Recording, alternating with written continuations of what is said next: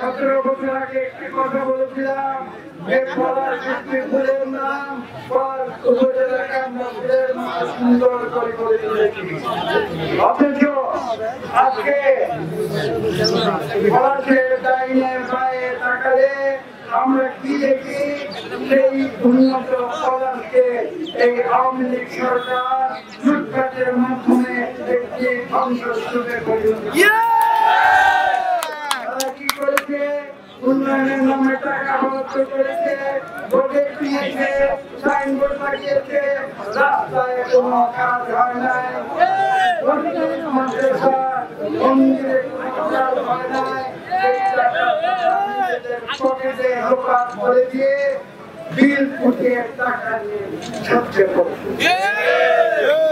এবং বাংলাদেশের মানুষ, ছাত্র জনতা এবং বিএনপির দীর্ঘ 17 বছরের সংগ্রামের ফলশ্রুতিতে এই দেশ থেকে সেই সন্ত্রাসী এইখানে তারা রাস্তায় দাঁড়িয়ে তারা প্রকাশ্যে পিস্তল দিয়ে তৈরি করেছে। আজকে আমরা তাদের জবাবে বলতে চাই বিএনপি সন্ত্রাসের রাজনীতিতে সংঘাতের রাজনীতিতে বিশ্বাস করি না, আমরা আইনের শাসনে বিশ্বাস করি।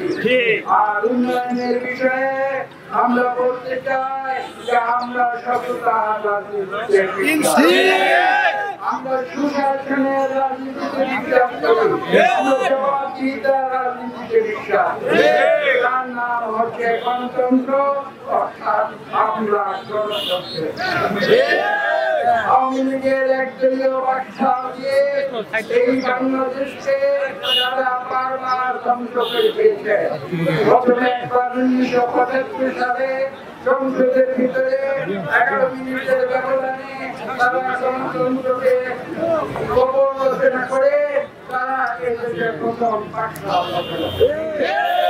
পরবর্তীতে আপনারা জানেন সিপাহী জনতার বিদ্রোহ 7 নভেম্বর 1975 সাল, যার ফলশ্রুতিতে শহীদ জিয়া রহমান একবার নতুন করে বাংলাদেশকে বহুদলীয় গণতন্ত্রে ফিরিয়ে এনেছিলেন।